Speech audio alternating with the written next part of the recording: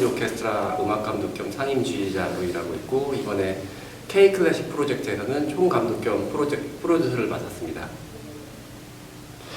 그 원래 클래식 지휘자를 하셨던 걸 알고 있어요. 네. K-팝이나 이런 데 네. 관심이 되게 많으셨나 이렇게.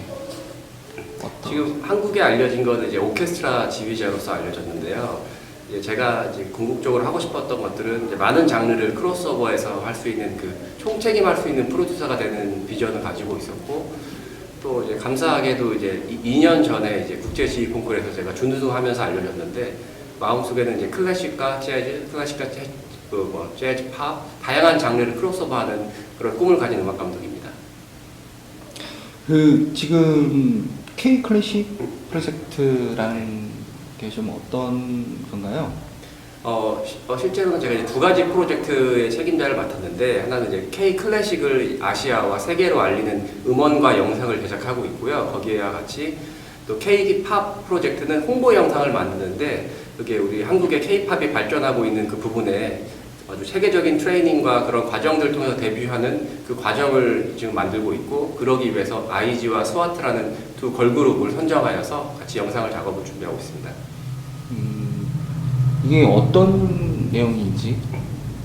제가 이제 해외에서 세미나를 하다 보면 주로 이제 K 클래식뿐만 아니라 K 팝이 어떻게 이 짧은 시간에 이렇게 발전할 수 있었느냐는 질문을 받는데, 이제 그 원동력이 되는 것들은 또 우리 선배 뮤지션들도 계셨지만 그 체계적인 프로그램, 예를 들면 댄스, 보컬, 또 뭐 편곡, 작곡, 어떤 그런 트레이닝 과정들을 제가 소개하면서 이번 영상에 그것들을 담게 됐습니다.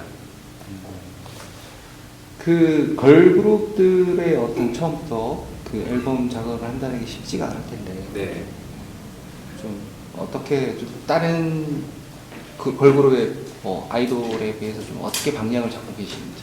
제가 이제 사람들이 일반적으로 이제 아이돌 걸그룹 그러면 예쁘고 아주 춤을 잘 추는 친구들로 이제 이미지를 갖고 있는데, 실제로 제가 만나보니까 이제 개인적으로 이제 보컬들의 기량들이 아주 좋았고, 또 당연히 뭐 춤과 외모는 물론이고 각자 캐릭터가 다 있었어요. 그래서 그 걸그룹으로 모였을 때 그 컨셉도 있지만 그 개인들이 뽐낼 수 있는 그 음악적인 걸 제가 끌어내고 있고, 그것들을 가지고 최종적으로 그 팀이 구성되고 있기 때문에 아마 이 홍보 영상을 통해서 어떤 그 개인 기량들을 발휘할 수 있지 않을까 생각하고 있습니다.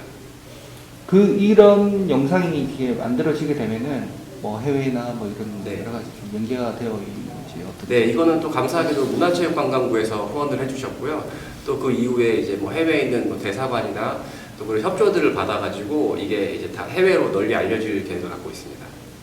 베트남에 잠깐 갔다 오신 걸 알고 있어요. 네. 좀 해외하고 우리나라하고 좀 어떻게 다른지. 베트남에는 제가 이제 한국 베트남 국제문화교류 프로젝트라고 민간단체에서 하는 거에 이제 책임자로 갔고, 또 거기서 이제 음악학교, 음대하고 이제 대학들의 초빙 교수로 갔다 와서 보니까 굉장히 열정도 있고 에너지도 있지만 이제 조금 더 체계적인 교육 프로그램이 필요하다고 생각을 했어요. 그래서 실제로 이제 제가 가서 뭐 음대 과정이나 연수 과정들을 이제 신설해서 했는데, 향후에 이제 베트남 같은 경우에도 이제 좀 시간이 지나면 또 우리나라처럼 발전할 수 있는 무한한 가능성이 있다고 보고 있습니다.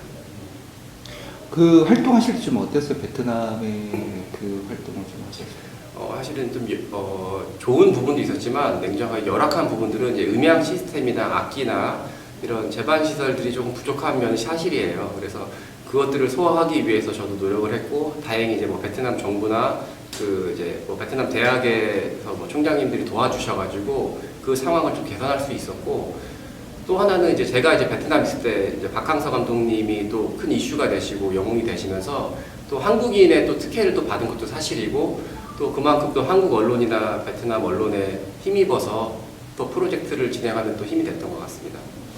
이 걸그룹을, 그러니까 앨범을 내는 게 이제 사실 전체적으로 이렇게 총괄하는 게 힘드실 것 같아요. 네.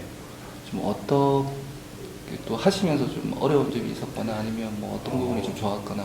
사실은 지금 이제 어려운 것보다 일단 다행히 제가 지금 있는 이 소속해 있는 회사에서는 어떤 또 제 의견들을 굉장히 많이 들어주세요. 그래서 총괄할 수 있는 역할에 또 힘과 또 권한을 또 부여해 주셔가지고 정말 그 각 파트에 맞는 또 전문 인력을 제가 또 공급을 원한다 그러면 해주시고, 또 하나 이제 어려운 거는 이제 제가 아무래도 여자 가수들과만 일하기 때문에 좀 이제 그분들과 이제 섬세하게 이제 마음으로 만나는 부분이 조금씩 부족한 게 있는데 아직은 지금 행복하게 기대감으로 하고 있습니다.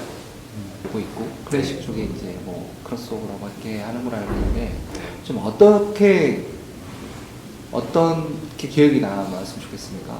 저는 사실 클래식 작곡을 공부했고 또 재즈를 공부하고 이제 팝음악을 했는데 지금은 지휘자로 알려져 있지만 제가 지휘자를 공부한 이유가 전문적으로 디렉팅할 수 있는 리더자의 수업을 받고 싶었고 또 그 매력을 느껴서 오케스트라 지휘 과정을 이제 제가 전공을 한 건데 이것을 가지고 많은 장르를 정말 이렇게 짧게 접목하는 게 아니라 정말 깊이 있게 다가가서 장르와 장르가 섞어서 교류할 수 있는 그런 디렉터로서 좀 알려주고 싶고 또 그런 면에 최고의 음악 감독이 되고 싶습니다.